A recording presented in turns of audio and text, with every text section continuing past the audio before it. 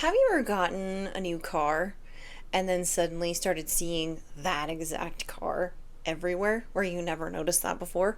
It's not that everyone suddenly went out and bought the same car as you, it's that you started noticing it and now you're seeing it everywhere.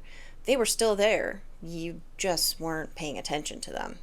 That's the funny thing about our brain is what we pay attention to changes what we experience and what we notice in our environment. It also changes our brains.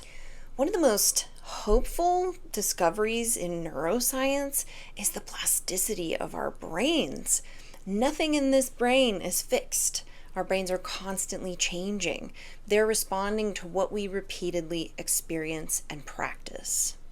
So the brain is super efficient. It strengthens the pathways that you use the most often, just like a trail through the forest. The more people walk it, the clearer it becomes, the easier it becomes for the next person to follow the same trail the next time.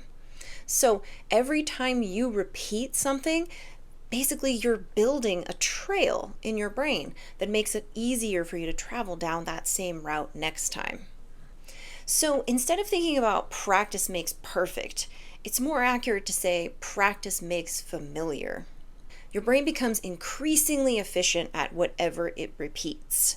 If you continually practice criticism, that neural pathway gets stronger. If you repeatedly practice shutting down, that neural pathway gets stronger. What grows gets practiced. What gets practiced grows. Attention is never neutral. There's another really interesting thing about brains, which is that they're constantly deciding what matters. You can't pay attention to everything. Your brain acts like it's carrying around this giant highlighter. Whatever it decides is important gets highlighted, gets noticed more often, and remembered more easily. It gets practiced more frequently too. But here's what we often forget, which is that we can teach our brain what's important. Sometimes we do that without realizing it. We accidentally train it that things that really shouldn't be that important are. We actually become what we repeatedly notice. So if you spend years looking for evidence that you're not enough, guess what your brain gets really good at finding? Evidence that you're not enough. If you are always scanning rooms for safety and danger and social rejection, you're going to become really efficient at detecting potential rejection, whether it's there or not. If I've trained my attention to notice little micro signals of rejection and I'm hyper aware of them and very emotionally sensitive about them, I'm going to start seeing them in more places than where they actually exist. This is a part of human behavior that's always existed. It's confirmation bias. It's where we believe something to be true, so our brain is constantly selecting out information from our environment that confirms what we already believe. And in that way, what we pay attention to becomes a self-fulfilling prophecy. But now, this is where things can also become very hopeful if we consider it in the opposite direction. If you spend more time intentionally directing your attention, then you can change the way your brain is experiencing your life. And the funny thing about people in this space right here that I notice in therapy is we often tend to think that things should be harder than they actually are if they're going to be effective. We think we need it to come on a prescription pad, in a pill bottle, in a shot, in like intensity, moments of things that are expensive or intense or really difficult to access, right? I reject this. I don't believe this should be true. What I've learned over time, both within myself and with those people who choose to give these techniques their attention, is that it's one breath, one moment at a time that we completely rebuild our entire system.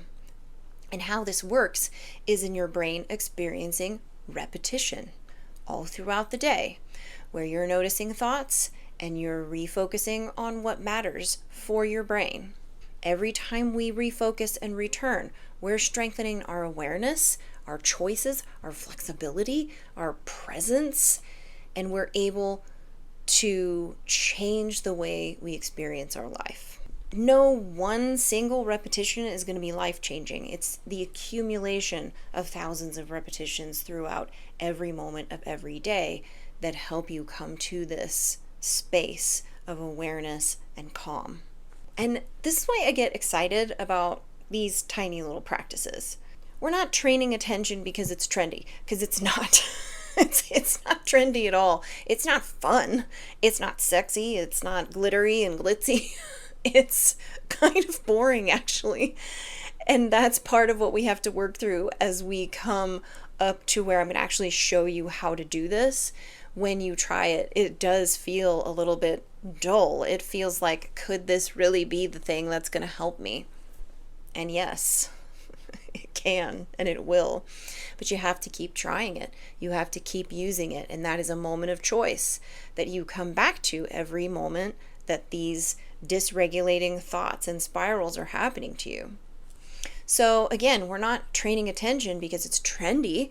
We're training attention because it actually changes your brain.